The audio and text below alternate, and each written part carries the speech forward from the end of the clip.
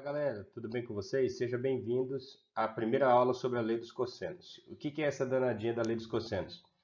Bem, a primeira pergunta talvez que vem à nossa cabeça é quando que usa a lei dos cossenos? Você vai usar especialmente quando o triângulo não for retângulo. Porque se ele for retângulo, você vai resolver usando seno, cosseno, tangente, da maneira tradicional que a gente já está acostumado. Agora, que característica que você vai perceber que vai te indicar que está na hora de usar a lei dos cossenos? Quando no seu problema envolver um triângulo não retângulo e tiver envolvido três lados e apenas um ângulo.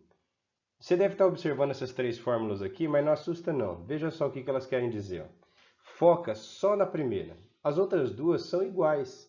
Então, se você entende a primeira, automaticamente você entende as outras. Então, por isso, foca a sua atenção aqui só na primeira.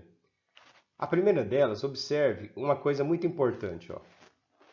Tem aqui um cosseno. Cosseno de qual ângulo? Ó? Do vértice A. Localiza o vértice A aqui no triângulo. Ó. Achei. Aqui está o vértice A. Ele é o ponto de comparação. Veja, oposto ao vértice A está um lado de tamanho Azinho. Ó. É ele que fica isolado aqui na fórmula, tá vendo? Ó, dos três lados, apenas um fica isolado, quietinho, do lado esquerdo. Os outros dois lados vai ficar junto com a parte maior da fórmula. Então, o segredo é você identificar o ângulo em questão, no caso aqui vértice A, e identificar o lado que está oposto. Esse lado que está oposto vai ficar elevado ao quadrado, como você está vendo aqui na fórmula, igual... Agora vem os dois detalhes. Ó. Os outros dois lados, ó, B e C, também serão elevados ao quadrado. E somados. Até aqui parece a fórmula do Teorema de Pitágoras, não é verdade? Bem, é possível demonstrar a fórmula do Teorema de Pitágoras usando a lei dos cossenos, mas isso é uma aula à parte. Voltando aqui, olha. Menos 2 vezes o segundo vezes o terceiro lado, vezes o cosseno do ângulo em questão.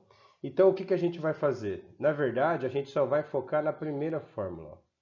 Não há necessidade de você decorar as três fórmulas. Simplesmente você foca na primeira. As outras duas são exatamente iguais. Vamos ver como aplicar isso no exercício? Bem, nesse exercício aqui diz o seguinte, ó, no triângulo ABC abaixo, qual a medida do lado AB? Bem, ele quer saber a medida do lado AB. A medida do lado AB está indicada aqui por C, porque está oposto ao vértice Czão. Mas é essa medida que eu quero calcular. Vou ser criativo aqui, vou chamar ela de X. Bem, aqui que vem um detalhe importante. Ó. Veja nesse problema. Quero saber o tamanho desse lado. Sei que esse lado vale 10, o AC. E sei que o lado CB vale 16. E sei esse ângulo do vértice C aqui, ó, 60 graus. Então, o que está envolvido? Está envolvido três lados e um ângulo. Isso me remete a quê? Lei dos cossenos. Pela lei dos cossenos, veja só. Note que eu tenho um ângulo no vértice C, 60 graus, e tenho o lado oposto a ele. O que a fórmula da lei dos cossenos dizia? Ó? Esse lado que está oposto fica ao quadrado, sozinho, isolado. Ó. Então, x ao quadrado igual. Os outros dois lados também ficam elevados ao quadrado. Então, 10 ao quadrado mais 16 ao quadrado. Menos 2 vezes o segundo lado, 10, vezes o terceiro lado, 16, vezes o cosseno do ângulo. Cosseno de que ângulo? Vamos dar uma... escrever mais bonitinho isso aqui, ficou feio esse cosseno.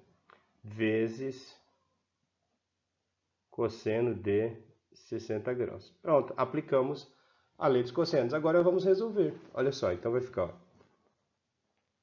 x ao quadrado igual a 10 ao quadrado, vai dar 100, mais 16 ao quadrado, vai dar 256, menos, dá uma vontade de fazer essa multiplicação, né? Mas calma, relaxa. 2 vezes 10 vezes 16. Por que calma? Por causa do seguinte, ó. Olha lá na tabela. Na tabela, o cosseno de 60 graus vale meio. O que vai dar para a gente fazer? Ó?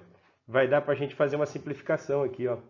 Como isso aqui tudo está multiplicando, ó, 2 vezes 10 vezes 16 vezes meio, dá para simplificar o 2 com esse 2. E aí vai facilitar muito a nossa conta. Ó. Então vai ficar aqui, ó, x ao quadrado igual a 100 mais 256, 356, menos 10 vezes 16, 160. X ao quadrado vai ficar igual a 356 menos 160, 196. Agora passa a raiz para o outro lado, raiz quadrada de 196. X igual a 14. Por que não pôs o mais ou menos? Porque como a gente está calculando a medida da lateral ou do lado de um triângulo, não vai ter um resultado negativo. Então, portanto, a gente vai usar só o resultado positivo. Logo, aquele lado x que nós queríamos calcular, ele vale 14. Certo? Grande abraço e até a próxima videoaula.